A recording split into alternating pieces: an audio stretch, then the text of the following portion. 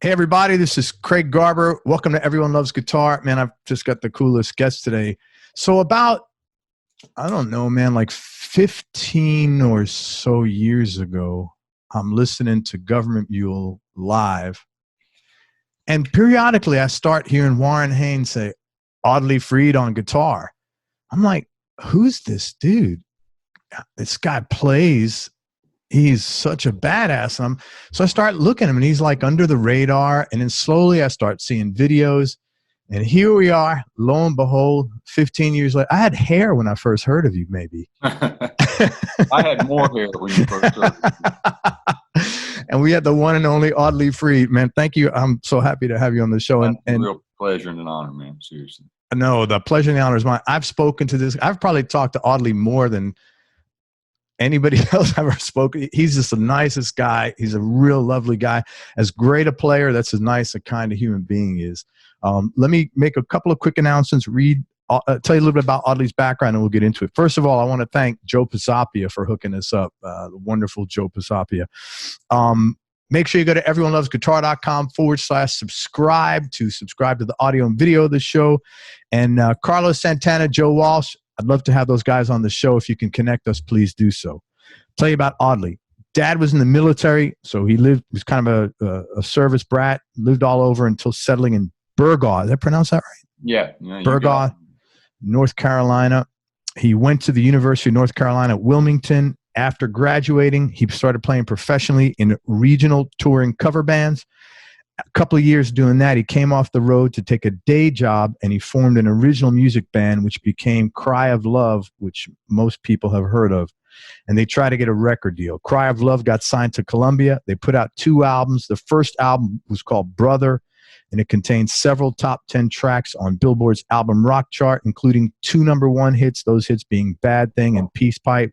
If you've never heard either of those, man, go listen to Peace Pipe. That's like literally the most perfect classic rock blues song you can hear. It literally, everything that he does in that song that you do, Audley, even, and I'll talk about this, the little pull off in the intro, it's not what most people would do, and it sounds great. Well, thanks, man. There's a little story that goes along with that, I can tell you. Yeah, I want to hear it. Hang on, let me. Billboard also appropriately named Peace Pipe one of the top 50 album-oriented rock songs of all time. The band toured extensively. Unfortunately, after a second album called Diamonds and Debris, the band broke up. Audley either wrote or co-wrote every single Cry of Love song. Next, Audley joined the Black Crowes, did a ton of touring. He was with the band when they did the Jimmy Page tour, and he made the album Live at the Greek. The band went on a hiatus in 2001, and since then, Audley's been a really successful sideman, has toured or recorded with Sheryl Crow, Peter Frampton, Dixie Chicks, Jacob Dylan, Chris Robinson, Joe Perry, Gov't Mule, Alvin Youngblood Hart, Robin Ford, Billy Gibbons, Rodney Crowell, Johnny Hallyday. That guy was fun. I think I'm going to ask you about him. Ray Wiley Hubbard. They did a track with Ringo Starr together. Brian May, Leslie West, Colin Hay, Gavin DeGraw, and more. He's written or co-written songs that were recorded by Lynyrd Skynyrd, Train, Gov't Mule, Aaron Lee Tasjan, Sadler Vaden, Chris Robinson, Gary Allen, Wade Bowen, Kendall Marvel, and more. He's a frequent house band man. You see the top shows. Audley's the guitar player on there as the house band, including a salute. One of them. Oh, yeah, but you're in a lot of the shows, man. He's also incredibly modest. I'm going to have to beat him over the head to accept the compliment, but I will do it. A salute to the troops at the White House. Bob Dylan, Music Cares Person of the Year. Fleetwood Mac, Music Cares Person of the Year. And Greg Allman, All My Friends. That was a great show, man. He's performed with Keith Richards, Bruce Springsteen, Tom Jones, Jason Isbell, John Paul Jones, Dave Grohl, Mary J. Blige, Paul Simon, Post Malone, Dr. John, Derek Trucks, Ziggy and Stephen Marley, Gary Clark Jr., John Legend, Todd Rundgren, Phil Lesh, Bob Weir, Paul Stanley, the Allman Brothers, and loads more. He's also been a member of Sheryl Crow's band, both touring and recording for the last several years.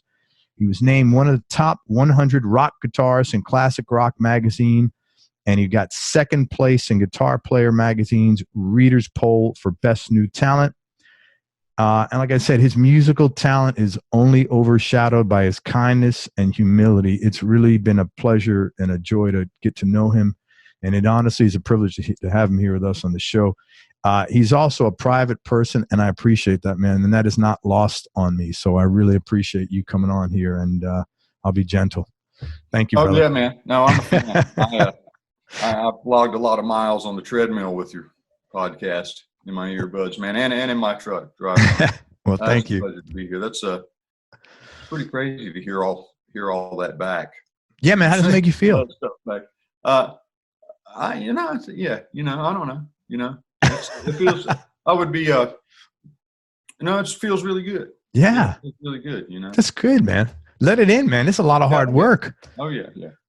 A lot of miles, a lot of years. Yeah, man, a lot of work. It's like what's the difference between the cardiologist who can charge 10 grand for the operation and the guy who's got to charge 2,500, right? You're the cardiologist who's charging 10 grand, man. So it's a lot of work.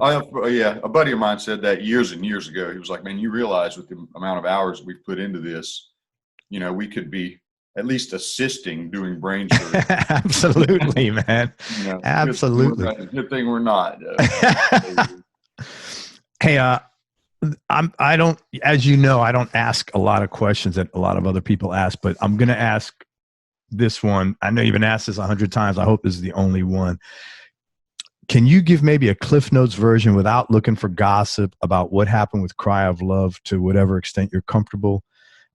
Like maybe how you got the record deal and how things fell apart, because I thought you guys were such a great sounding band. You wrote some killer tunes there. And I thought, as good as the first record, Brother, was, I thought Diamonds and Debris was actually even better and it was nice because you could hear the evolution, the maturity of the band between the two records. So, just turn it over to you and any comments you'd like to make on that. Oh yeah, sure, man. That's interesting you would say that about that second record about Diamonds and Debris. I appreciate that. Yeah, it's great. Doesn't get talked about that much. Man, Cliff Notes version. Let's see. I can tell you that the genesis of the group, I was playing in a cover band. I had been doing that for 2 or 3 years after I got out of college. And I was playing in a cover band that was probably one of the 2 or 3 biggest ones out on this circuit. There used to be a circuit years ago of clubs, and you would go out and play 3 sets a night, 6 nights a week, playing mostly covers and some quote unquote original tunes and whatnot. And I was in this group that was really popular, had a big draw. My buddy Robert Kearns, who I still play music with, who is really like a family member to me, like a brother. We played a lot of music together through the years. He was a bass player in the group. He had been in the band before me, and I can pinpoint really sort of the big bang moment. It was at an after hours club in Birmingham, Alabama called Norms. I'm sure it's not there. It might still be there. I don't know. They were known for their chicken wings. Yeah. And I just said to him, I was like, man, I think we've taken this, ourselves as far as things are going to go doing this. Let's come off the road. Because we travel, like I said, we were going, 6 nights, playing 6 nights a week. We were gone pretty much all the time. Now, the distances, we didn't go all over the United States or any of that. But you're still. That's work, man. That is work. Get on the road. And so I said, let's just come off the road. How do you feel about this? We'll get some day jobs and try to put a group together and see what we can do with it. And he was down with that. And so that's what we did. And we enlisted Brother Jason Patterson on the drums. He was up for it. And we got a place to live. We shared an apartment, and we got a practice space, and we all got jobs, and we rehearsed a lot. I was going to say every night, but not every night, but probably at least 4 nights a week, 4 or 5 nights a week. And, trying to figure out what's our sound, let's try to write these songs. How do we go about doing this? Started doing that, I guess, in November of 1988. And so, we got our rehearsal space, and we did that. did all that work for about a year when we didn't even have a singer, trying to find a lead singer. So who was singing the whole time? Well, there was nobody singing. We were just trying to get the thing up and off the ground. Did you have lyrics to songs though? Worked on it. You know, I came in a long time ago. Yeah. So I give you a lot of credit for that. Took a lot of courage to do that in the first place. I think just because whenever you have something known. Yeah, I mean, I guess, you know, when you're young, you know, and you're just kind of running on instinct, you don't have as many responsibilities, Sure, financially or relationship wise or whatnot. Yeah. You know, so it just felt like the thing to do. You know, if we're going to give this a shot, we need to do it now. And so after about a year, we started working with a singer, a guy named Pee Wee Watson, who was a super talented dude. And we spent about a year doing demos, really writing songs and rehearsing, playing some gigs. Then after about a year, that it didn't really work out. So we were back to not having a singer. And then a few months later, Kelly Holland came on board as our new singer. And that was, I think, maybe October of 91. I'm not usually good with these dates, so this could be. Yeah, well, that's ages ago, man. Yeah, you know, it's like 20 years, 30 years ago. Yeah, wow, right. Yeah, you get a pass for not knowing the month, man. And he came on board, and really his voice kind of galvanized things for us, and then we were able to sort of solidify a direction, if that makes any sense. And yeah, for sure. Getting rid of all the songs we had done previously and coming up with a whole new set of stuff. It was very much a sort of a creative, really wow period. And 1 year later, we were in Muscle Shoals Sound making our first record for Columbia Records. You know, how cool is that? So we did that. Record came out. As you said previously, we had some success at radio. Did a bunch of touring. Did a bunch more touring. Ended up, you know, playing with a lot of people that had been our heroes, Robert Plant, ZZ Top, and Aerosmith, and doing some opening slots and whatnot. What was the coolest concert you as an opening act? Is there anything like particularly memorable about, for whatever, it could just be nostalgia? Man, I got to be honest with you. I think the most memorable ones for me were maybe before we got our deal or soon after that, playing at the brewery at our home club there in Raleigh, you know. Right. So, and just killing it in front of your hometown. Yeah, you know, you talk to a lot of guys and ask them, you know, what was the most rewarding part of your career. A lot of guys from bands and whatnot, and I don't know if you've heard this answer, but I've heard it a lot, and people say the getting there part. Yes, I have. You know? Yeah. Which goes along with a lot of things you hear these days about trusting the process, quote unquote, and enjoying the process because you can't control the results, you know, that kind of thing. So I would say that as far as an opening act, any one gig, no, I can't say that any one right off the top of my head. Sure. Stands out. So we did all that, and then we completed that cycle, and we parted ways with Kelly, and eventually found another lead singer, a guy named Robert Mason, talented guy, really good singer. We made our second record, Diamonds in Debris, that you alluded to earlier, or talked about earlier. And that came out to little or no fanfare, and it was really apparent that the label was not going to be behind it, enough so to where it had been suggested to me by our A&R guy, hey, you might want to try to think about getting out of the deal. You know, wow. So here we are back out on the road in a van, opening for Cheap Trick. You know, I remember one specific time we're in between Boise, Idaho and Seattle, maybe, or somewhere out there, broken down on the side of the road. And, you know, it had been 9 years of a lot of work. And, you know, it just seemed the writing was on the wall, you know, that I had given it everything that I had. And to quote Tom Petty, maybe it was time to move on at that point. So that was like probably 97 then, or close to that. Yeah.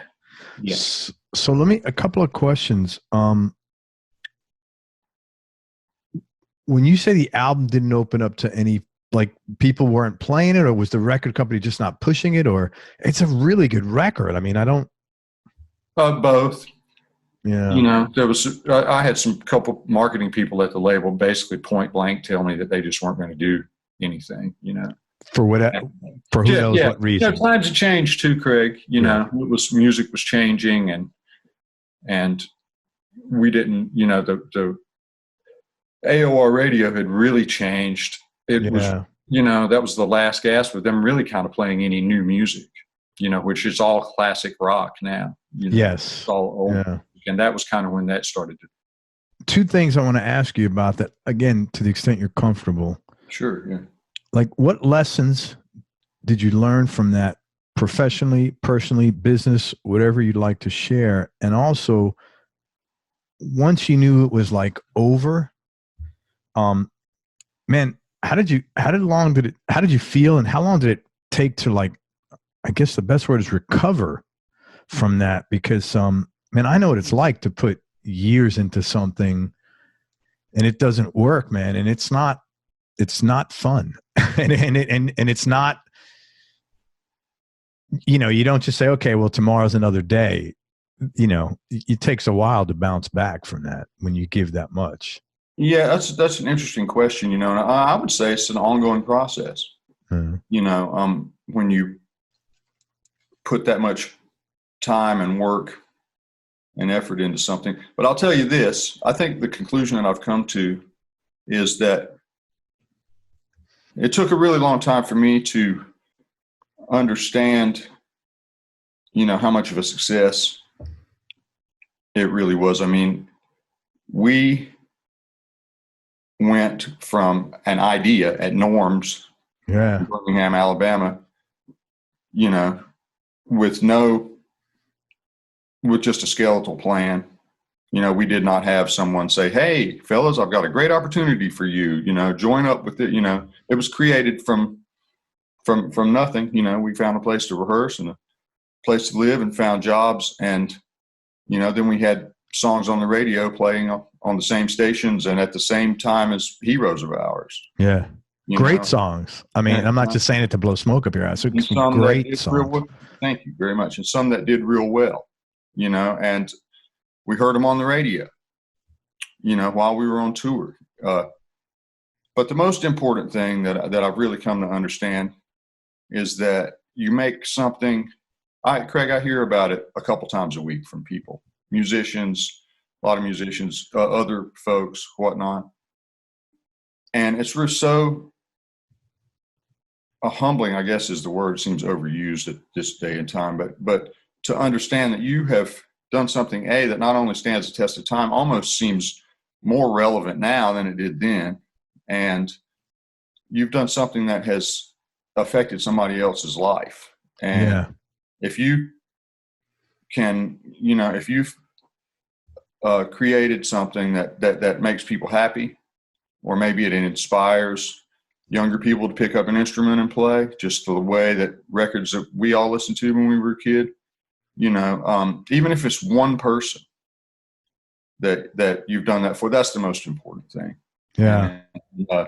And so I can feel a lot of gratitude now knowing that, you know, knowing those things. Yeah, man. I'm happy because it's well-deserved. Who writes a number one hit? Who writes two? I mean, well, a lot of people. Nah, come on, man. That's like saying how many iPhones. I know. Yeah, man. That's pretty golden, man. Yeah, you know.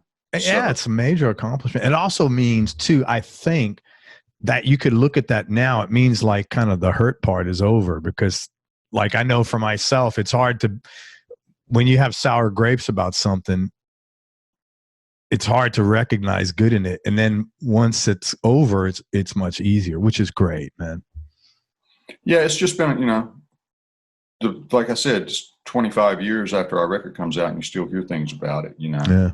and you realize, oh, you've affected somebody's life in a positive way with something you just made up.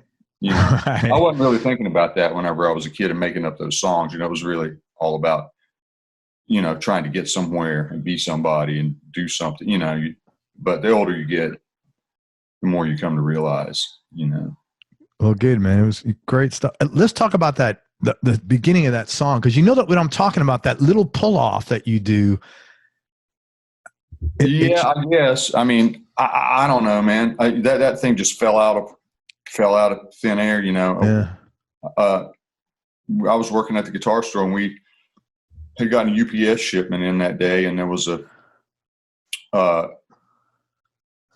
some guitars in boxes, and I just unboxed one of them, and that was like the first thing I played on it. And I was like, I should remember that. And that was on a Friday, and then we had a band practice on Sunday night, and the whole thing was pretty much done, you know. So wow. Well, now how did you back then? You didn't have like you couldn't pick this up and then put it down and play the tune and put it in your voice memos for later. I don't know, man. I guess I could just remember. I guess it was, you know, something that I could remember. Yeah, I think you got a pretty good memory because we've talked several times, and I've always thought to myself, you have great recall. I've always thought to myself, man, this guy's got a good memory. No, I'm glad you think so. I got buddies that have really great recall. Yeah, yeah. Man, I want to throw out some artists that you've worked with, and if you could talk about how you got the gig, or maybe a cooler, interesting story about working with them. Let's talk about Greg Allman first, but I wanted to ask you a question. Was that George Marinelli was he playing that gig? He was on the Skynyrd one. I saw him. I'm like, I thought I had him on the show a long, long time ago, man. He was on the one more for the fans thing. Yes. Because I thought it was him, man. So talk about Greg. How'd you get connected with Greg, and interesting story about him? I had been around that Allman's world a little bit through Warren, through Haynes, just being friends with him, and had been gone out and sat in with him every once in a while. I would get asked to sit in, but he has an event every year at Christmas, his Christmas Jam thing that he does, and I've been attending that and playing at that for the better part of about 20 years, and sometimes I lead a house band there that backs up other artists, you know, if people are coming that don't have a group. Yeah. And that's where we first worked with Greg was backing him up at Christmas Jam. And that was, I've done that a couple of times. Yeah. And that's how that came about. Any interesting stories or something unique that stands out about working with Greg? Well, there's Greg Allman. When you're standing on that stage and that voice comes out, man, you know, it's quite a thing to behold. Yeah. Man, you know, it was a thrill to be able to do it. I think at the first one, it was really nice. We got done rehearsing or whatnot, and he was like, "Where you boys been hiding?" You know? Oh, that's cool. Yeah, it was nice. Yeah, that's really cool. And then later, I got to do the tribute thing that they did at the Fox Theater. You know, that was All My Friends. Yeah, that was nice. That was really, really, really special. Yeah. That was a massive cast of like. Yeah, there's a lot of songs on that gig, man. Yeah, it was very, very special. All right, you've played a lot with Warren. Talk about I guess you probably met him growing up, but let you talk about that. And also, I want you to talk about two specific situations, if you can, please. And it's the No Quarter live track, the once with Dave Grohl, and then another time with John Paul Jones. Yeah, those were pretty awesome, and both associated with Christmas Jam yet again. Okay. Man, I met Warren. No, I was a grown man. I was playing in the cover band, and he was from Asheville, and he was still living there at the time, I guess. And he came out to see our band, you know, play once. And I had some friends. There's a bunch of musicians in that part of North Carolina. I'm from the other side of the state, down by the college, by the beach down there. Yeah, you're from East Coast, and there Asheville's like closer to central or west, right? Yeah, Asheville's all the way west in the mountains, close Okay. to Tennessee, and I was close to South Carolina, down in the southeast corner, down there in Virgo. So I met him then, and then just, you know, we had these mutual friends, and that was really the genesis of that, and we just kind of kept in touch with one another, and played some music together here and there. You know, I would go out and sometimes be a special guest on a gig, on a Gov't Mule gig, or sometimes go get on the bus with them and go out for a week and play and whatnot. You were on a lot of their I mean, I've got maybe 100 Mules, you know, the live shows. Your name's probably on 10 at least. Yeah, I used to go, you know, do quite a bit of that. Yeah. It was fun. You know, it was really fun. And let's see, the John Paul Jones thing, yet again, was at the Christmas Jam. He was there. I think it was the 20th anniversary. Mm-hmm. And so he was one of the special guests. And he had played the night before with the Allmans, which was wow, pretty spectacular. And so Haynes was just like, hey, we're going to do no quarter. Let's do no quarter. And John Paul Jones is going to play the keyboard thing that he plays, you know, on the record and live. And so, man, we went back, you know, into a room at 11:30 or midnight or something, and went through it once and figured out how we were going to end it. And there's a chord, you know, the first chord that is in the song, I think, is a major 7 flat 5 chord when the guitar does the rake. Yes. It comes in for the first time. I think that's what that is. And I just went to him and said, hey, man, is this the chord? And you know, because we're just kind of frantically throwing this thing together. And he just looked at me and goes, that'll do. So I was like, I guess close enough. So there you go, man. You know, that's cool. It was awesome playing the song with the dude that played on it. I had Simon Phillips on the show, as you might know, and he said that of course John Paul Jones played keys with you guys, but he said that when he played bass, you know, John Paul Jones was playing bass with him, he said he'd never heard anybody ever hold down a beat the way JPJ did it. Yeah, well, his work speaks for itself. Yeah. You know, I would say, he played bass with the Allmans the night before and played keys on that, so that was a big thrill. And then the Dave Grohl thing was last year, 2018, and there was 2 nights at Christmas Jam that weekend, and yet again another house band thing where we were backing some folks up, and my buddy Robert, the bass player, the Cry of Love guy, like I said, he was like a family to me. He has been a fixture there, and he usually does the house band thing with me. And my wife does too on keys sometimes. Oh, that's cool. Yeah, so it's a fun family thing, you know. And we got snowed in. Supposed to have a gig in Nashville on that Sunday night. Saturday night was the second night, and we were snowed in. And Kevin Kinney, the great Kevin Kinney, I don't know if you know him or not. He had a band called Driving and Crying. You should hear his music. He's one of the unsung. Yeah, I've heard that band. Okay, I'll check one it of out. the unsung great songwriters out there. He's usually there too, and we do some playing. And he and I were just like, well, we're snowed in the hotel. Kevin's from Milwaukee. He was like, let's just go over here to the Packers and watch the Packers game and just hunker down and we'll go home tomorrow. And so that's what we were going to do. And then somebody said something about a gig. And, you know, we're all burnt. We've been rehearsing and playing until 4 a.m. and all that. And I was just like, gig? Oh, no, man. Really? We got to go play some. But so they basically got a pop-up gig together and at the Orange Peel, which is a club there in Nashville. That's one of the great rock clubs in America, actually. Orange Peel. The Orange Peel, yeah. And of course it sold out in, you know, however many nanoseconds. I think that you probably put 500-600 people in there. Well, that's a good club. That's a big size club, man. Yeah, it's really, really good. And man, it was just such a thrill. It was Christmas time. You know, I don't care what anybody says, when, you know, unless you've got medical issues or something, when you get snowed in, we all sort of revert back to that, you know, sixth grade. I don't have to go to school today. Absolutely, man. That Yeah. kind of thing. And so that kind of Any kind of tragedy, like here, it might be like a storm knocks all this shit down. And yeah, totally. Yeah. Anything that's like a sort of break from the norm. Yeah. Well, this is, you know, that without the disastrous results, you know. So the room was just full. It's Christmas time, and the room was just full of so much joy. People were, you know, just having so much fun, and it was really, really, really on the fly.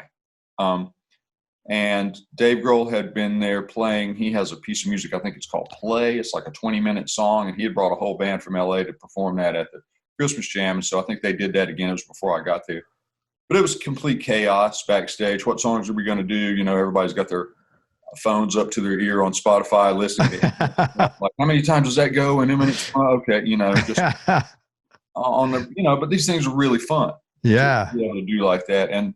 And they did the Nirvana song, All Apologies. Oh, great song, man. And I'm not sure. You know, I don't know. I guess maybe Dave had played that since Nirvana, but probably not very much.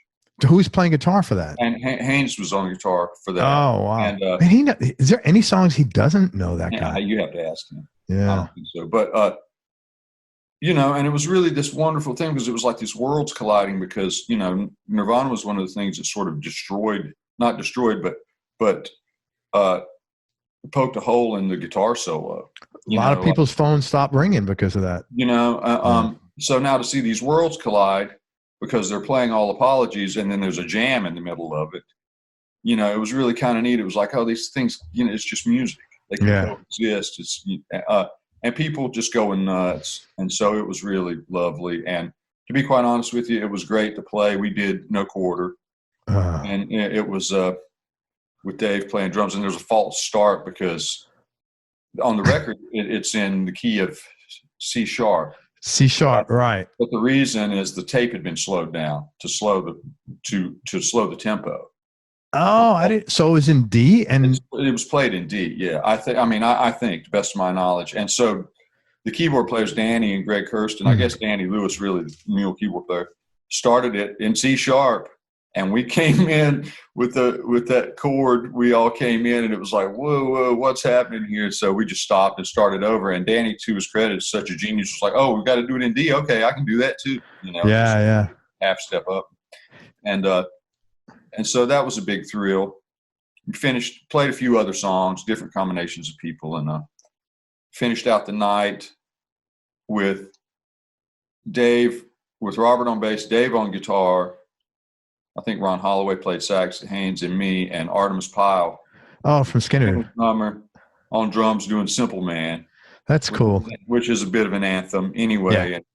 And there was just a lot of joy. You know, it was fun to see Dave and Artemis play together, you know, two iconic drummers.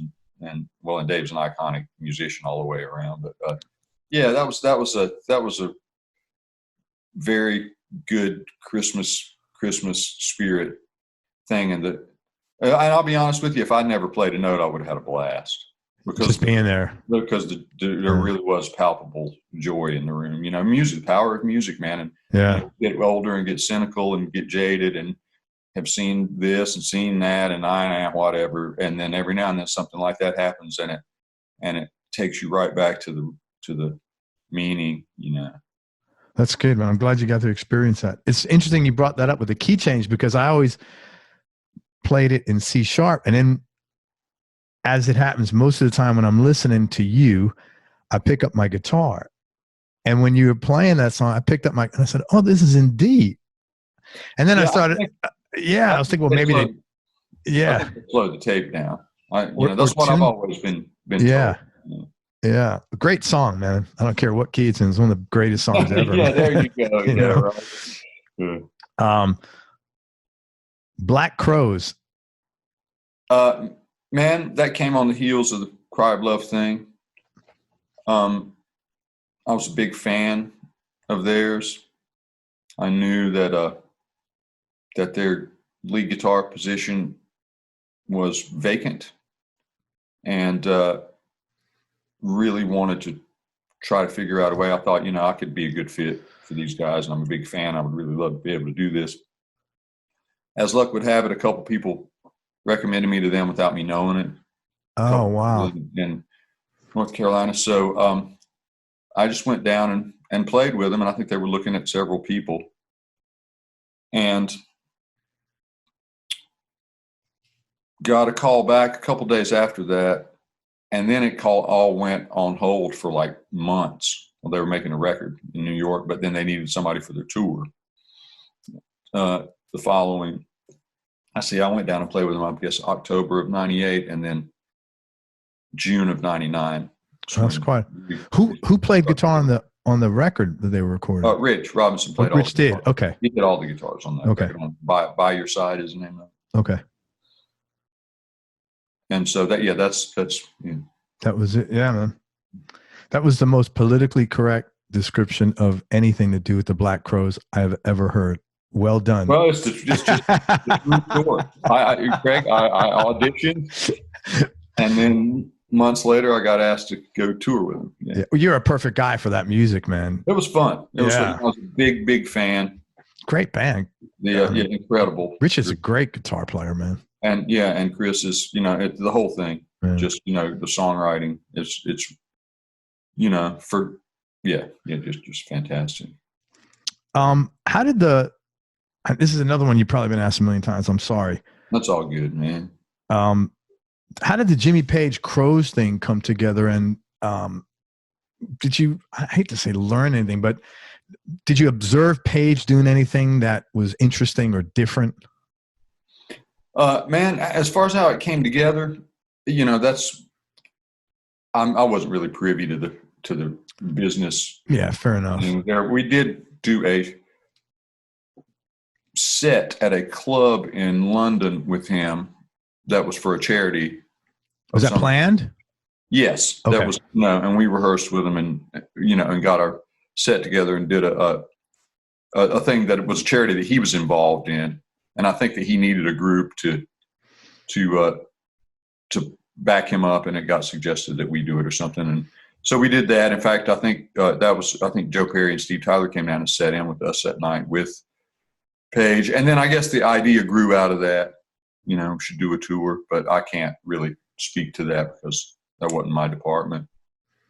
And as far as, man, I was just such in awe of the dude that it kind of,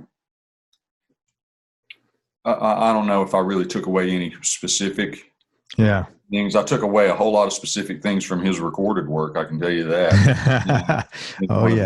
One of the architects, But, it bothers me when I hear people online criticizing him, because it's like, well, his playing was sloppy. That's I don't even know what that means, but let me tell you, in 1969, how could you have criticized what this guy was doing? He was not only a brilliant guitar player. Mine is, what, you go do it. Yeah. What are you doing sitting on the internet talking about his playing? Yeah. That doesn't really even warrant a response. I know. He's it's amazing. Yeah, it's unbelievable. It's unbelievable. Yeah. Technically, creatively, and in his engineering, his studio skills. All the way around. But the biggest thing is, man, he did something that makes people feel something, man. It's an individual thing communicating, all the way around. Yeah, it's really special. Unbelievable. That's awesome, man. I have Blue Floyd here, but were you with them all the time? Nah, man, I just did a couple things with them. Yeah. I like that album. I like that band. Yeah, I wasn't really a principal member. It was one of those things that was more of like a project, and different people floated in and out of it, and I was there for part of, we went to a few shows here and there. How'd you hook up with Cheryl? Man, I have to give all credit to Peter Stroud, who is our band leader and the other guitar player in the group. He was the one that suggested. We had done a band project called Big Hat that where we made an EP, and it was he and I and Robert and Fred Eltringham, the drummer that's in the Cheryl group now, and our friend Keith Gaddis, that's a great songwriter, guitar player here in town, and a guy named Ike Stubblefield playing keys. And we had made an EP, and it came time. Cheryl had done this thing with the R&B group. She had her sort of rock and roll group for a long time, and then she made a record and changed the whole band. And it was more of a bigger band, I think. And then when that was over, she had a couple of shows that she needed to put some people back together, and some of the guys that had been in her band before were unavailable. I think this is the way where, I might be a little off base here, but basically Peter suggested us, Robert and Fred and myself, and that's how we went out and did a couple shows. She liked it, and yeah, that's a hell of a band you guys have, man. Yeah, well, and we also have, my wife plays keys, and a guy named Josh Grange plays steel and guitar and keys, and it's a good group. Yeah, really good. Peter had worked with, speaking just to my experience, we had known each other for years and years and years. And Peter. Yeah, and so I was just one of the guys that when the band got suggested. Yeah. That's how that happened. That's cool that your wife is a musician also, man. And that you get guys, have you always played together or like on and off? Not so much. And we do some, and we do things separate from each other. No, she's really, really great. She's much more advanced in a lot of ways than I am, as far as, she's a studied player, Yeah. And her ear is pretty phenomenal. And my thing is I do a whole different thing, so it's a good team. I learn a lot from them. That's awesome, man. It's interesting. The music industry is one of the few places where you will consistently hear guys complimenting their wives, whether they're musicians or not. It's a very interesting experience. In business, like in the business world, you never hear that. People are usually bitching about their wives, but I consistently, no, seriously, but I consistently talk with people that are like, oh man, my wife's great. I'm really happy. I'm lucky, whatever, and I often wonder, I think some of that's because if you have somebody that understands the nature of what you do, which is not easy, obviously that helps, but it's nice to see that it's I don't know, it's just a nice thing to be around. As a guy who's happily married myself, it's just nice to see other people like that, Yeah. Well, it all reinforces the idea that we're, that's one of the great blessings of life. Hell yeah. Yeah, if you're lucky enough to have that. Yeah. Absolutely, man. Yeah. This was a wild one. Johnny Hallyday, from everything I read about that guy, he was quite the madman, huh? Well, I did a record with him 4 or 5 years ago. I think maybe his madman days were gone. Well, maybe a little bit behind him. He's since passed away. Yeah, man. I guess he, was huge in Europe. They always called him the French Elvis. I don't know if you saw at his funeral. There was like, it looked like maybe 100,000 people at Champs-Élysées. It was crazy. Wow. But I had gotten offered a tour with him years ago, and it was good. It was a super legit, private jet, a lot of money, all that stuff. But it was going to require you got to come to France basically and live in France for 6 months. And at the time I was like, I just can't. My mom is here and my wife is here, and I just can't do that right now, and so that came through Don Was. He was producing a record on him, and we did that. Probably 5 years ago. I think it was next to the last one he did before he passed. And then I got offered to tour with him again, but it was a similar scenario, and I was doing the Cheryl gig and happy where I am. Yeah. But he was cool. When you are in these rooms with people that are a formidable presence, where they change the molecules in the room when they walk in. it's something to be able to feel that. He was super cool though, man. I mean, to me anyway. Yeah. And you're a pretty easy guy to get along with though, man. I would think you don't run into, I mean, you got to be an asshole really to be upset, to give you a hard time, I would think. Say that again. You're an easy guy to get along with. You'd have to be a real asshole to give you a hard time. Well, it's his record. Yeah, no, but you're so easy to get along with. I mean, I'm not going to, what are you going to do to make things harder for the art? You know what I'm saying? Yeah, you're a professional, man. You're a total professional. Just be a pro, man. Yeah. That's all it is. And I'm going to ask you just one more. One of my all-time favorite guitarists, Leslie West. Man, I ended up on a record with him. I played on a couple of tracks on this Don Nix tribute record like years ago, probably 18, 19 years ago. And Don Nix was a guy that wrote I'm Going Down. Oh, sure, man. And he's a Memphis guy, and he wrote a couple of other songs that are on those Freddie King records that Freddie King made at Shelter, like those more sort of rock and roll records that Leon Russell produced them, And the ones Leon Russell produced, yeah, you know what I'm talking on Shelter, about. yes, I know exactly what you're talking about. Those are great records, man. Right. And so I played on a couple. I think I played on Going Down, and I know I played on a track called Palace of the King, and I can't remember, Craig. I got to be honest with you. I have to go back and revisit. But on one of those songs, there's some guitar trade-offs at the end, and the guitar, it's Leslie West and Brian May and myself, which is wow, what a treat! Super cool. Now they weren't there, they sent the tracks in or whatnot. Yeah. So that's what that was. I've only ever met Leslie West like one time. It's funny how you can end up on a record, isn't it? Do you know? I think Rich Eckhart. Do not. He's in Nashville, and I think he plays with Toby Keith. He told me, let me just look this up quick. I don't want to mess up. Toby Keith. And he said he met Leslie or had a conversation. They worked together or something one time, and Leslie said, "You only need one hit record." Something like that. Worked out pretty good for him. Yeah, worked out pretty good for him. Yeah. Now, I don't know any guitar players that don't like any rock and roll guitar players that don't like his playing. Yeah. Think about that. You know what I mean? It's not really it's just kind of undeniable.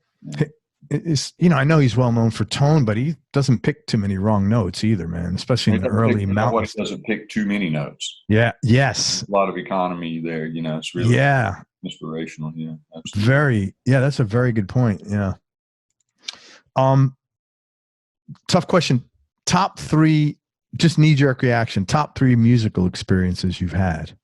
Could be live, studio, could be playing with someone. What I think about that, man, is that there's 2 different ways you can look at that. I don't know. You can tell me what you think. But there's the purely musical experiences, and then sometimes there are life experiences that the music brought you to. Does that make any sense? It makes total sense, man. So go with your gut, whatever comes to mind. Both of those are great. Making our first Cry of Love record was, that's if there was, quote unquote dream come true that happened. That was a magic time. Wow, there's been so. Let's see here, man. I'll tell you what I'll tell you about is about a 10-day period where some things happened. That I'm going to be able to count this box set. I'm going to be able to count 3 as one. Absolutely. We were doing a tour with Cheryl in England a few years back. And we ended up at Royal Albert Hall, which, is an iconic venue that we've all seen and heard recordings from and whatnot. And that was on a Friday night. It was Halloween, sold out.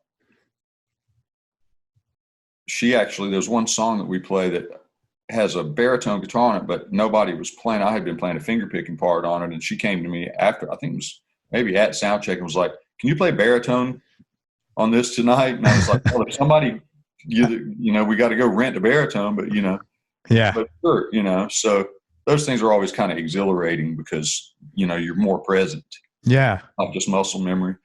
Played the show, sold out. It was really good. I have a good friend, a guy named Kenny Soul, a drummer from North Carolina, that was a mentor to me and somebody that I have been very inspired by, look up to. He was there with his wife, just happened to be in London, so we got to, That's nice, man. we got to hang afterwards. Isn't that cool? You got a guy from North Carolina, an old friend of yours, and you hanging in London. That's awesome, man. At the Royal Albert Hall, yeah. At the Royal Albert Hall, yeah. So that was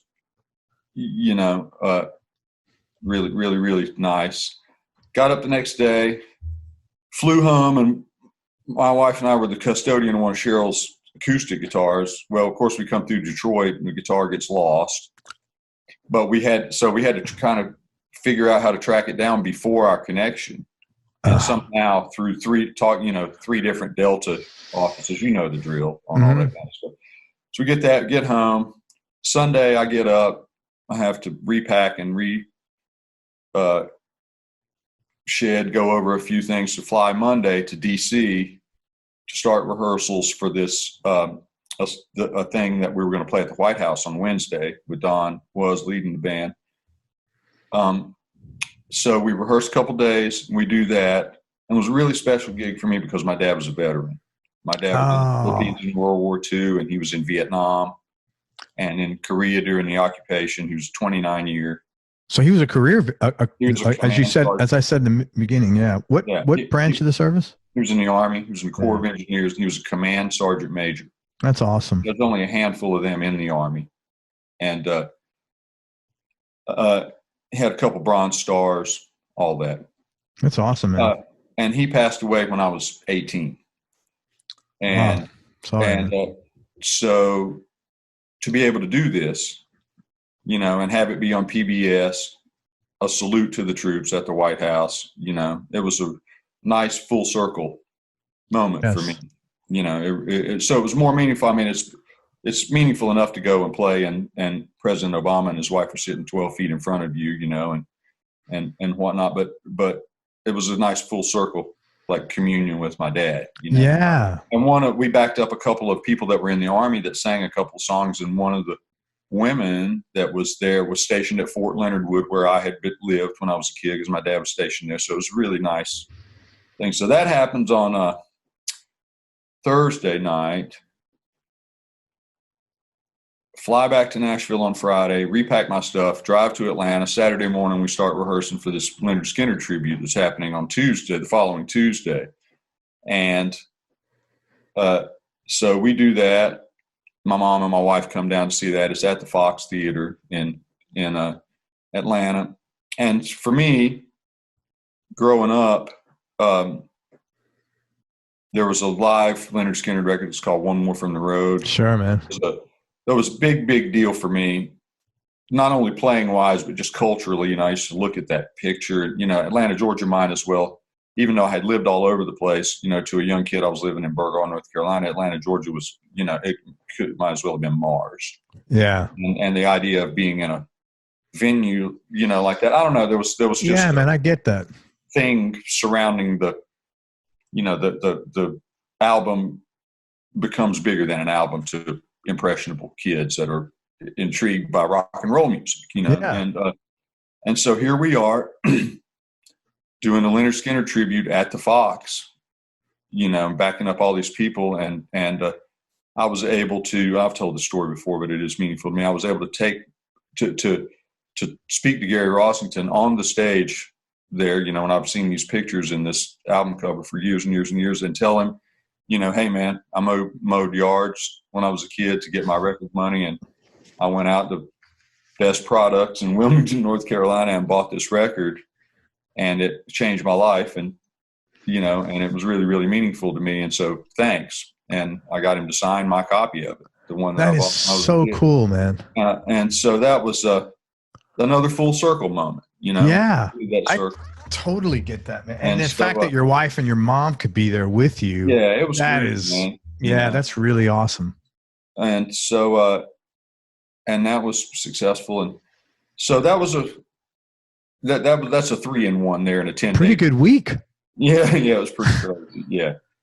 So but I don't want to overlook something for everybody listening. A lot of fun, but man, I bet you collapsed for 2-3 weeks once you got finished with that I think week. we had a Cheryl gig in like out in Palm Desert like a couple of days after that. But after that, probably, I don't know. Yeah, it's a lot of information. It's a lot of work, man. But you know how you do, man. You get in that mode and you just do it, you know. Well, you got to do it. That's what you do, but it doesn't take away from the fact that it's difficult and demanding. And, you know, you can't go up there and play on autopilot. You know, maybe to some extent you can, but you got to be there. Yeah, you got to be present. Yeah, absolutely. Because you could tell when people aren't, man. You could definitely tell when people aren't, and it's disappointing as a listener. Yeah, well, these things that are there's not really, you haven't done it enough to where you can put it on autopilot and just use the old muscle memory. You know, it's all new enough. Yeah. You know. What a great week. Thank you for sharing that. You got a third? So you got the Making of the Cry of Love that whole week? Man, well, you know, there's some, you know, the Jimmy Page tour, obviously, the, you know, those, you know, as far as just musically, yeah, I mean, those were incredible experiences. But, you know, like I said, sometimes, you know, like we could go down to the Family Wash Club that's no longer here with my friend Keith Gaddis and his band and play, and the magic happens musically in front of 12 people. You know, I remember being in my friend and mentor Ernie Johnson's shed in Ivanhoe, North Carolina, when I was 16 years old, just getting a chance to play with other people. You know, those things are just as important in their way. You know, definitely. So I don't know. There's been a lot, man. I did a thing with Cheryl at the Rock and Roll Hall of Fame induction where we did a Glenn Frey tribute, and we did a New Kid in Town by the Eagles, which is maybe my favorite Eagles song. I think it's a perfect record. Yeah. And it was with her and Grace Potter, and that was a really nice thing. So I don't know. Those man, that's great. That's all you. Thank you, man. That's really cool. It's really interesting to see you play because, like all professionals, man, you make it look so easy. It's definitely not. But it's so, you know, as a guy who's a hobbyist, when I watch a real professional like you, it's effortless. You make it look effortless. I know it's totally not, but it's just amazing, you know, that all the years of work you've done to get to that point, you know. Sometimes it feels effortless and sometimes it feels not, and, for sure, you know. Yeah. And that's cool too. Yeah. You know, because sometimes when it's coming to you easy, the antenna's up and things are, you know, it's like what some people call it when you're kind of running neck down, you're not using your brain, you know? Yeah. So it can feel like you're not even, that it's so easy that it's just happening, you know? And then other times you really got to hunker down and concentrate, and that's exhilarating also, you know? Yeah. You just put on your professional suit and go do it, even if it is something that's going to be challenging. Yeah.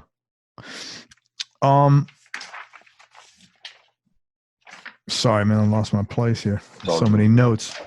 Were you always drawn to the blues? Man, I was a rock and roll kid, radio kid, AM pop radio, and then later on FM rock radio, you know. And so I came to the blues, like to the real blues, you know. Yeah. I kind of came to that as an adult through rock and roll and you know, reading about things and research, and really through people that were like, check this out, you know what I mean? So Audley, tell me about maybe some of the low points or dark periods you've had to go through, and how'd you get through them? Well, I lost both my parents. Sorry. My dad, like I said, when I was 18, I think I was 18. and he had been sick for about 10 years on and off. And then I lost my mom almost 3 years ago. I'm sorry. And I don't have any brothers and sisters. It's just me. And so that's,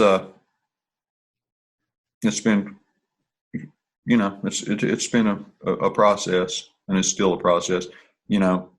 Everyone goes through these things, if not specifically that, they go through, dark times and valleys. Yeah. Go along with the peaks, but it's been a bit of a struggle, having said that, how do you get through it? Well, you do the things that you have to do. I don't know. You just I really can't tell you, you get some help if you need it. Yeah. Put one foot in front of the other. Try to listen to yourself. Give yourself a break. If you don't feel like doing something, then it's okay. So were you always like that, or you just become like that? Like, as far as, well, I mean, we talk about this, you and I, quite often, about self-care. Like, if you don't feel like doing something. Well, there's a fine line there too. There's a fine line between, we all have friends where you're like, man, we got to go. Let's go try to get him up off the couch, and absolutely that kind of thing. Sometimes you just got to get on the couch. I don't know. It's a case by case basis, right? Yeah. But if you have things that you have to do professionally, you go do them. Absolutely. But the thing is, for me, this is what I'll say, is that distracting myself from dealing with it, when I say dealing with it, really sitting with it, is not something that I'm not going to bury myself in work to try to distract myself. I would rather try to sit with it and try to understand some things. So I don't know, man. I got no answers. Everybody's mileage varies. You do what you got to do. Everybody's relationship with people that pass away is different, with your parents or, it's a good thing to be busy, but if that makes any sense, but not enough to just completely distract yourself, I think, for me. Oh, I get it. Yeah, man, I understand that. You want to work through it. Sometimes closing your eyes does not make it go away. Oh no, and it's going to be a process. It's just like I was. I've got a lot of friends now that these things are starting to happen to. And it's it's just a new normal. Yeah. It's just a new normal, and I'm blessed I have been blessed my whole life with a lot of love. Right. And I'm blessed with that now. And that's the thing that is like the rock, for lack of a better way to put it, that informs everything. And, I think over time, there are, as weird as it sounds, there's lessons to be learned and positive takeaways. Yeah. From these things. And so you maybe try to focus on that. Hey, no, I don't think that's weird. I think that's healthy, man. And I've learned as I get older to figure out I can't do anything about this. There's a lesson here. I'm not ready to receive it now. Right. I may not be for 5 years, but exactly. I'll get it at some point. Mm-hmm. Yeah. And like I said, everybody's mileage varies. Sure, man. Everybody's story is different, and I'm not looking for a pity party. It's just it's part of life. Thank you for sharing that, and I'm really sorry for your loss. Well, it's one of the lessons I've learned is to appreciate the time I had. Yeah. We were very close. I was the only kid. My dad was gone a lot. He was in Vietnam for a year, and he was sick, when I was growing up, and away at Walter Reed Hospital and whatnot. And so my mom and I spent a lot of time together, just me and her. Yeah. And she was a saint. Yeah, man, I'm sorry. Well, like I said, man, happens to everyone. Yeah. You know, it's Well, I interesting. shouldn't say, let's edit that, but I shouldn't say happens to everyone. You know, No, everybody's got stuff. everybody's got stuff. Yeah. It's interesting. I didn't have any relationship with my mom. And so when I hear these things, I see what that's like with my kids and my wife. And I was just talking about this with her last night, and I'm really grateful that they have this, and I'm happy to see it, but I have no idea what it's like. And when I hear this a lot, this is a pretty normal thing that you have a good relationship with your mom. Your mom's loving this and that. And so my lesson is to figure out, my takeaway is I'm not happy. That's the way, I shouldn't say I'm not happy. That's the way it was. So I've got to figure out a gratitude takeaway from that. What did I learn from that? Maybe it's not to be a certain way as a parent. Maybe it's to appreciate that I'm not, on a post office wall because of that or something. Right. You know? Sure. Yeah. There's more truth there than joke. Yeah. I mean, seriously, because I've just seen other people. I know the fallout, Sure. And Absolutely. I'm really grateful that, I somehow was able to escape all that. But it's always interesting for me to hear this, to be honest with you, because it's foreign to me, to be honest with you. And well, that's too bad. I'm sorry for you. Yeah, and I'm not saying that to run a pity party. It's just it's your reality. Yeah, it's just different. And I like the fact.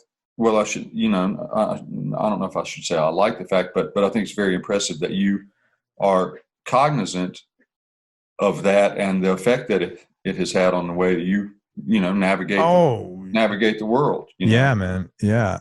That's a lot of therapy there, man. Right? A lot of books, a lot of therapy, a lot of talking. Yeah. Well, we all need it. The most well-adjusted people need it. Yeah, for sure, man. It's too much nonsense going on. So good on you, because man, it isn't above it. Well, thank you. I appreciate that. Yeah. Depends. A good day, yeah. Bad day, maybe not so much. Hey, man. Let's shift to gear for a minute. I was telling you before we started recording this that I see you playing an SG a lot, and you're such a. I'm not like. I hope I don't sound like a fanboy. You're such a good player, man. You're just such a moving player. You don't play wrong notes. You're very emotional, and for the life of me, I can't pick. I love my SG, but I can't play it. It just doesn't feel right. But for you, what is your go-to guitar now? Has that changed over time? Because I know I saw some old videos with Cry I Love You playing a Strat. Yeah, I found really interesting. Mm-hmm. And what's like your top guitars now, and like what's your number one, and has that changed? I don't know if I have a number one, but I've got 3 or 4. It changes, through time. But I do have that SG Special. I think it's a 64, early 65. And the reason that I don't really nerd out on this kind of stuff, like a lot of people I know are really experts on it. But from what I understand, at the beginning of 65, they were still, it doesn't have the super skinny neck at the nut. A lot of those later 60s Gibsons have a really narrow neck down at the nut. This one's still wide enough down there. You're a big guy, right? I mean, you got big hands. I'm about 6'4", yeah. Yeah. So my hands are not really inordinately big. It's funny. They're just kind of normal size. You would think it would be, Yeah, for 6'4", dude. Yeah. So I really like that guitar. It's not the greatest sounding guitar on earth. It's cool. It sounds really good. But there's just, as far as overall, it sounds really good, and it fits my body. And there's just something about the neck shape and the playability of it. I bought it. I actually went in to try out an amp at Guitar Center here. A friend of mine runs the vintage room over there. And I was like, hey, can I try that guitar with the amp? And I bought the amp and then came home and realized I already had something that would basically do the same thing as the amp, took the amp back and got the guitar. And had really gotten a lot of mileage out of it. And you said that's a special? It's an SG Special. It's a 2P90s is what that is. Okay. It's like the Pete Townsend guitar, but it's a couple years earlier than the one he used. Okay. You can work your volume control and where you use your picking hand and whatnot, and you can get a lot of different sounds out of it. You can get really twangy, but can also go to that neck pickup and get into that sort of Dwayne, Eric Clapton woman tone thing with the right and you do that extremely well, man. Oh, well, thanks, man. Yeah. Let's see. I like Telecasters. I've got a couple of my friend Jeff Sin makes these Telecasters, and I got a couple of his guitars, but one of them in particular that I've been using a lot lately that I really, really enjoy. And I think it's called a Pomona, I think is the name of his model. That's as they would say, a T style. Mm-hmm. And I got a 52 reissue Fender Tele that I really like. I've had for years and years and years. That's a cheapo guitar, man, but it just it's a great rock and roll guitar. It's not as twangy as a lot of Teles are. It's not it's more Rolling Stones and less Bakersfield, if that makes any sense. Yeah, totally, man. That's a good way to put it. And then I've got this Collings guitar that I just got not too long ago that they made for me. That's an I-35, which is like sort of their semi-hollow F-hole. Yeah, so it's like the 335, right? Yeah, it's a bit smaller. The body's not as big. And it has I got some Lindy Fralin pickups in it, and I have a P90 at the bridge and a mini humbucker in the neck. Not a Firebird pickup, but a mini humbucker in the neck. And I've really been enjoying that guitar. I had to do a lot of tweaking with the pickups to try to get those balanced and right, but I think we've kind of got it dialed in now. And those guys make some incredible instruments. Collings, a lot of people tell me that. Yeah, they make incredible instruments, and this one is it's fun to play, man. It's inspiring. When you get these guitars that inspire you to pick them up. So I would say right now those are probably the ones that I'm using as much as anything. Are you writing now? Yeah, I do some songwriting. Sure. Yeah, sure do. In fact, I'm doing that this weekend, next week. Yeah, awesome. With some folks. Yeah. Tell me about that Strat. Like, when did you stop playing Strats? Man, after the Cry of Love thing, I just felt like I just wanted to try to go in a different direction in a lot of ways. And the Strat had become a kind of a thing in the 90s too. I don't know. It just seemed like it had gotten a little played out. That is such a specific thing, and so many. There's a handful of guys that really do it really well. The Strat slinger thing. Yes.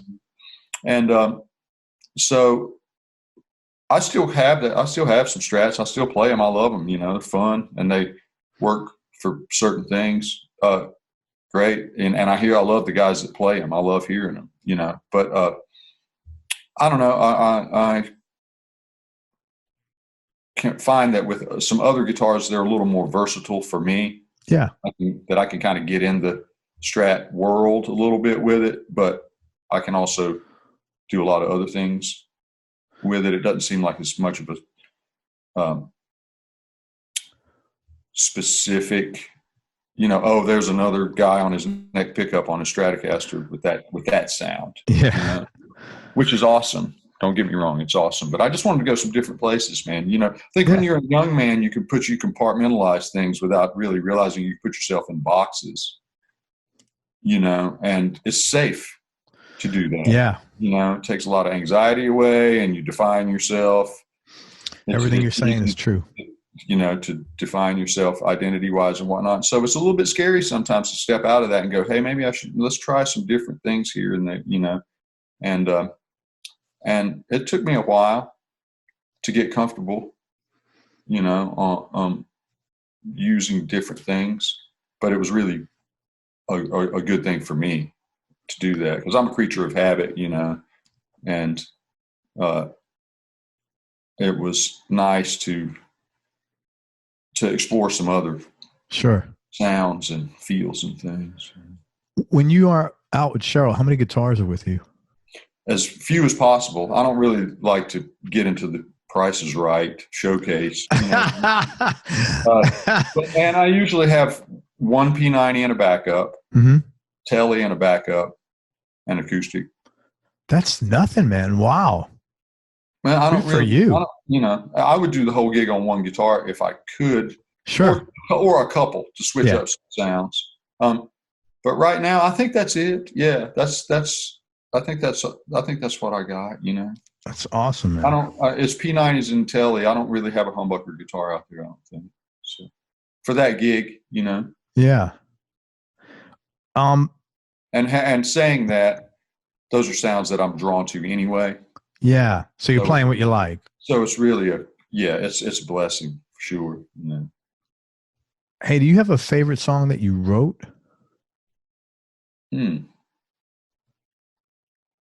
Well, there's two answers to that. I guess, you know, there are I guess for different reasons. You know, I would say that, you know, as you mentioned, the peace pipe thing, you know, is kind of a defining song for our group, for the Cry Love band. It's a defining song for that era. That's great. I mean, thanks. You that's know, great. And it happened really quickly. You know, the antenna was up and the antennas were up, and it came together really fast. And, you know, a lot of times when that happens, you know, you're onto something that's all instinct. You know, yes. And it kind of works. So that one for sure. I don't know, man. That's interesting. You know, a lot of times it's newer things, you know, like the one that I wrote last week. I mean, you know, or whatnot. There's this. Do you know? Yeah, you had Sadler Vaden on the show. Yeah. He and I co-wrote the song that's going to be the title track of his new record. It's called "Is Anybody Out There?" And I really like that one because it's a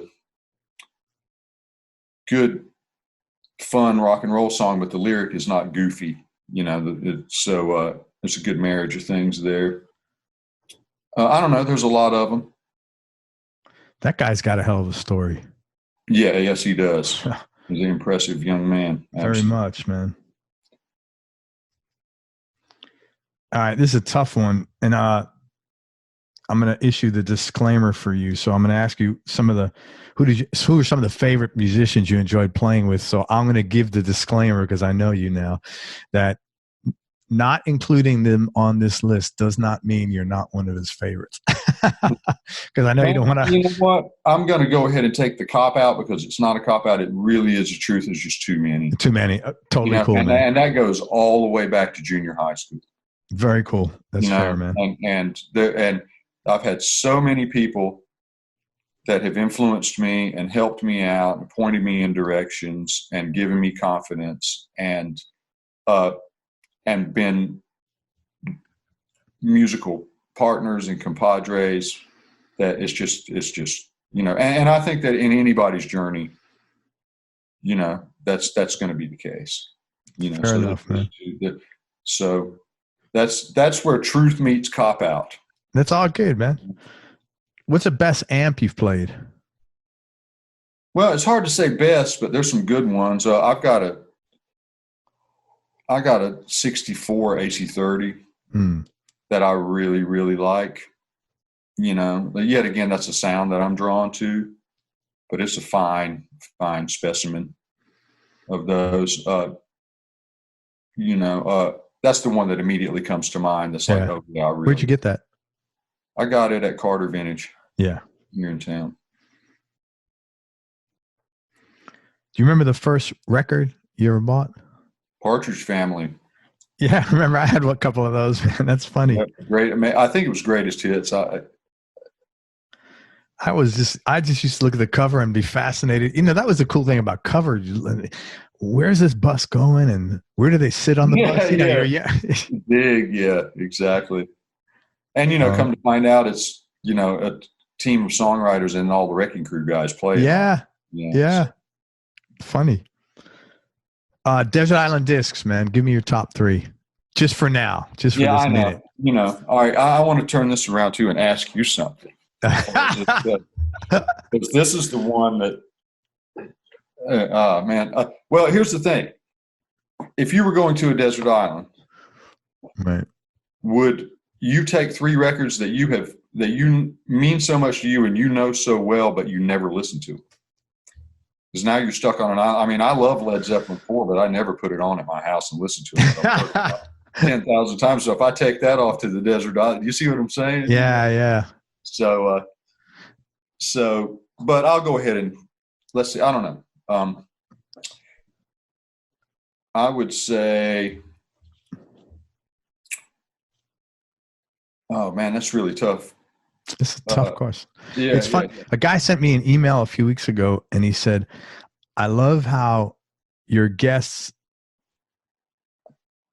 don't hesitate to tell you about getting sober or a tragedy that happened in their life. And then when you ask them, what's the 3 top records, they writhe in agony to come up with. It's like, that's when you turn into a desperate. What? I'm going to a desert island. Golly, that's tough, man. I would say, well, in that regard, and I don't know, let's say maybe one of the first few ZZ Top records, maybe I would say Tres Hombres, but I've heard it so many times. But let's go ahead and say that. Let's say Tres Hombres. Is that the one with the double the gatefold cover with all the nachos inside? Yeah. Man, how many times did you sit there stoned looking at that when you were a kid and saying, I wish I had that, right? I was just blown away. It was just, I couldn't believe what I was hearing. Incredible record, man. When I heard that. Nuts. So maybe one of those, maybe, golly, it's like impossible, man. Yeah, it's a tough question. Maybe some kind of, would this count? Maybe some kind of R&B box set, 70s R&B box set. I'd have to have something along those lines. Maybe Sly box set or something. I don't know. And then, well, let's put a new. Now the stress is on you, man. Yeah. How about Los Lobos Kiko, that record, maybe. That's just today. Ask me tomorrow. It's going to be 3 different. Of course. Yeah, man. I have to check that album out. I don't know that record. Man, David Hidalgo. I mean, the whole band is amazing, but that dude is something special, man. Somebody turned me on to another record of theirs a couple of weeks ago. I can't think of the name of it. Man, I haven't. Colossal Head. No, it was called, it was a great record, man. I couldn't believe it. I had never, Los Lobos, Tin Can Trust. Yeah. Oh yeah. Man. There's a song on there called Do the Murray, that instrumental thing. Yeah. That's a great record. Great record, man. I'd ask you a tough question though, man. What do you like most about yourself? Oh man. Well, I would say, I think I'm a good husband. I think I was a good son. I think because of the things I was taught growing up that I have a good work ethic, a lot better one than I thought for years that I had. Really? Yeah, you have a great work ethic, man. Well, it's it's like everything else, a work in progress, but I think I've come to recognize that. So I feel, and honestly, I think that I think I'm able to balance work and working hard and doing a good job with not being a workaholic. Really? That's great. I think I'm able to, because believe me, I can do some chilling too, and I feel like that. I feel good about that part of my personality. I mean, we all would be. I would be a much more evolved at my work if I was a workaholic, but I wouldn't be as evolved. I like to live. Man, I've worked so hard on that. That is one of my biggest challenges. It's tough. Yeah. You know, It's not it's just being more balanced. It's a tough thing to do. And balance. It's really all about the balance. Yeah. You know? And that's been something that has morphed through the years because I've always been that way. But, you know, when I was younger, when we were doing the cry of love thing or whatnot, it was definitely out of balance. Yeah. You know, but it has to be. Yeah. If you're going to get things done and you know, try to push your life forward by you know, with your own two hands, creating things and whatnot, you know, you just got to focus on that, hunker down and focus on it and do it. Yeah, getting momentum to get something moving. Yeah, there you go. That's the way to put it. Absolutely. It's like getting a plane off you got to put a lot of effort into that. It's a grind, man. You know, it's a grind. Yeah. Well, yeah, and I'm not saying, I don't know if I would say it's a grind. I mean, it wasn't a grind for me. It was just what we were doing at the time, but it was a lot of time. I mean a grind from it's. I don't mean that you got to be miserable. It's a grind. You have to put the time and energy in there. Yeah, exactly. Yeah. Boots on the ground, man. Yeah, totally. Yeah, totally. Who's had the biggest influence on you, musically and personally? Musically, so many people. Yet again, going back to the favorite musician thing, so many people have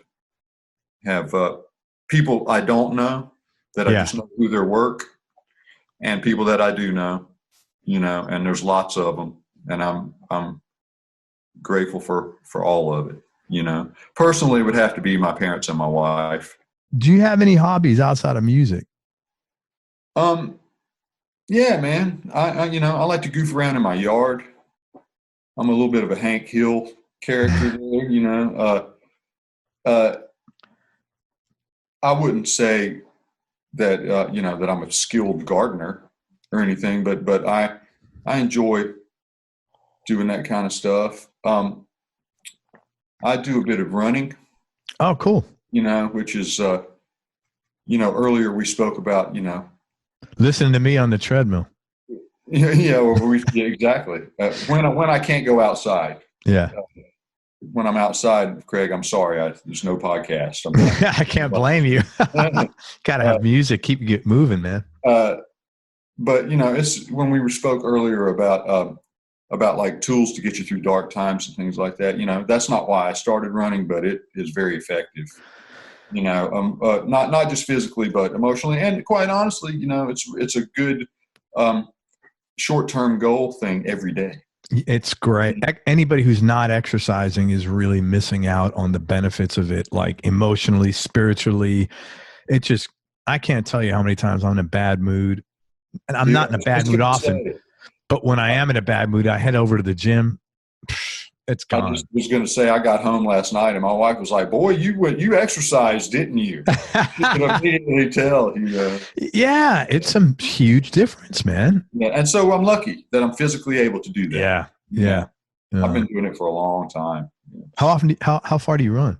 Man, not too much. I run about 25 miles a week, something like that. You know, that's a lot for a guy who's 6'4", man. Well, you know, that's some people like run 26.1 miles at a time. I've never been able to do that, you know. No, but you're a big guy to be running that much. That's quite a bit. Yeah, it's fun. I mean, sometimes it's not fun at all. Yeah.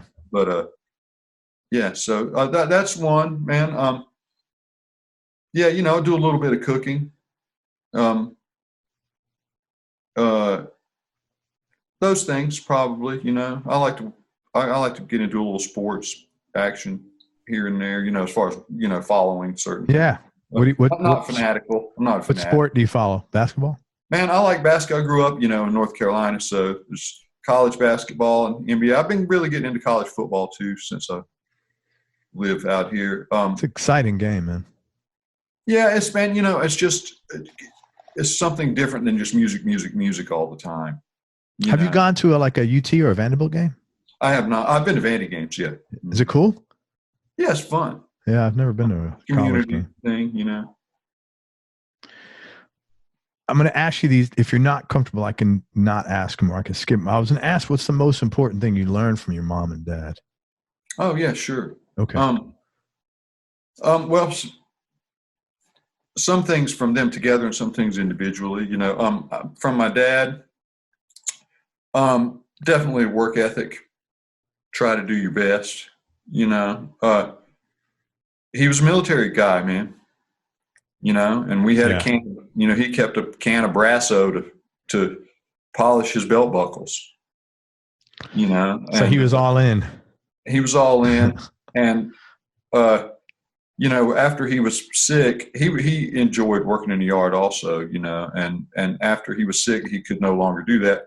He would come out and sit on the front steps while I did the work and just point at that. No, miss a spot over there. No, go back over there and do it. And I'm so grateful that he did that. Yeah, that's nice. That at the time I was probably like, I just want to go ride my skateboard, But sure. I'm so grateful that the life lessons that are inside of those things. Yeah. And I'm. No, I would say those are the biggest things. Be respectful, and do your best. And most important things your mom taught you? Man, there was that.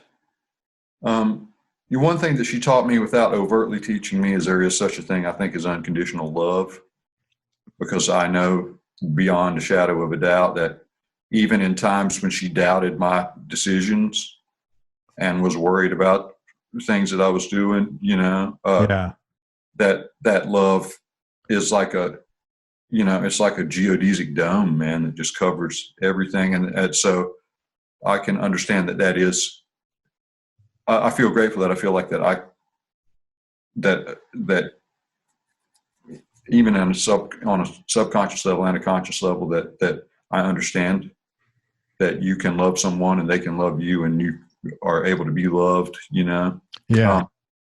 So she taught me that without teaching that. Yeah. That makes any sense. No, it's like the number one answer people give, actually. And also, man, my mom was a very strong person. She went to 1 year of university, and then her parents couldn't afford to send her for the second year, and she ended up she grew up out in the country outside of Burgaw. Oh, wow. North Carolina, where my grandparents lived. And, she ended up in D.C. working at the Pentagon, and then, traveling all over the place with my dad. And then when like I said, my dad was out in the field a lot, and then he was in Vietnam for a year and after they were married. And so he was gone a lot. And then he had to get discharged out of the Army because he was sick. Like I said, he spent the better part of 10 years sick, and you spent a lot of time up at Walter Reed at the hospital up there. I think I said that before. Yeah. And I would live with my grandparents, and my mom was his caregiver. And, she was a young woman, and she's trying to raise me, and she was looking after my dad. It's unimaginable. Yeah, it's a tough situation. And she didn't have a bitter bone in her body. Never was angry, never blamed. She was never a victim. Never, and I'm sure she had her times in private and whatnot. Yeah. But she handled all that. It was, at a point where she literally had to have somebody come sit with my dad in order for her to leave the house, wow. To go through that, and while trying to raise me and not be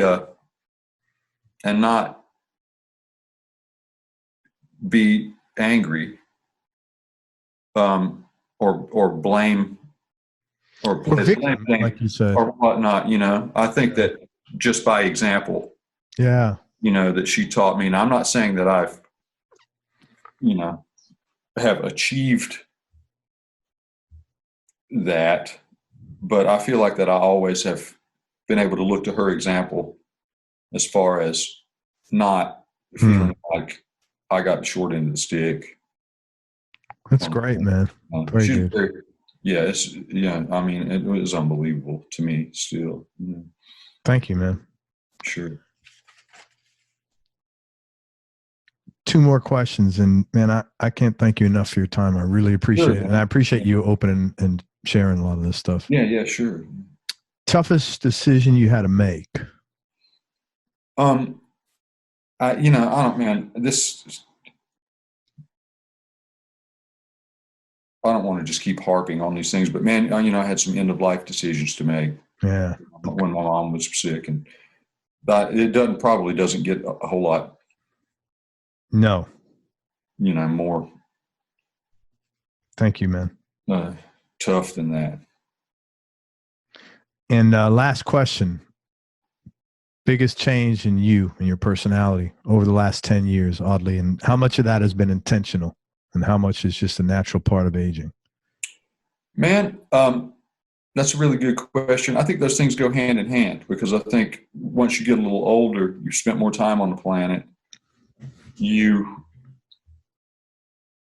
begin to understand things, so you can have the intentions to want to change some things that maybe you wouldn't even have thought about if you were not the age that you're at. Does that make any sense? Yeah, of course. Very much. You're not thinking about the things that you're at a certain age that you think about it at other ages. So I would say they're intertwined, some intentional. I think the intentional ones are a product of aging. Man, I think one of the things is I've really tried to become a better listener. I think that's very, very, very important.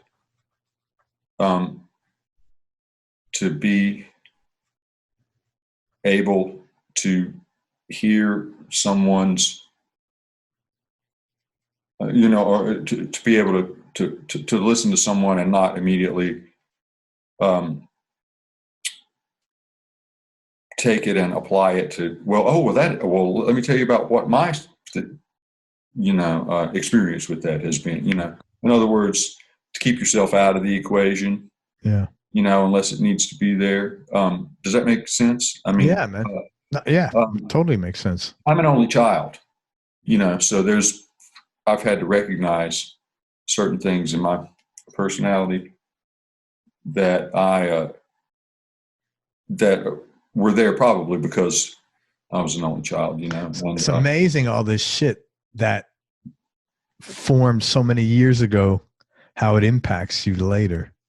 And you sometimes, and until something triggers or it somehow makes you aware of it, or you want to become aware of it, and it's really like, holy crap. Yeah, exactly. Yeah. So man, I try to do that, to be able to be attentive, and if you don't, not necessarily with the end goal of being able to give somebody advice or even say anything. If you can just listen to them, I think it's so important for people to be able to feel like they can, have somebody that they can talk to about whatever, and it doesn't have to be heavy stuff, Yeah, sometimes people just need to unload. Like, I had a bad day and boom, here's why. But sometimes they also need to go, dude, did you see the blah, blah, blah, whatever. And it's not even anything like that, but you want to just be attentive, respectful of that. So I feel like I've gotten better at that. I don't know. That's a tricky question that requires a lot of. It's funny when things like this happen in real time, you don't really think about them, over the last 10 years. Yeah. But I would say probably that is the biggest thing. I think I'm just more accepting of where my life is. You do your best, and then what happens you can't control. Yeah, all you can control is the outcome, and not just work wise, but just as a person too. I appreciate you, man. Thank you for everything. I've enjoyed every conversation I've had with you, and I look forward to having a beer with you or a drink with you in Nashville sometime. Yeah, come on up, man.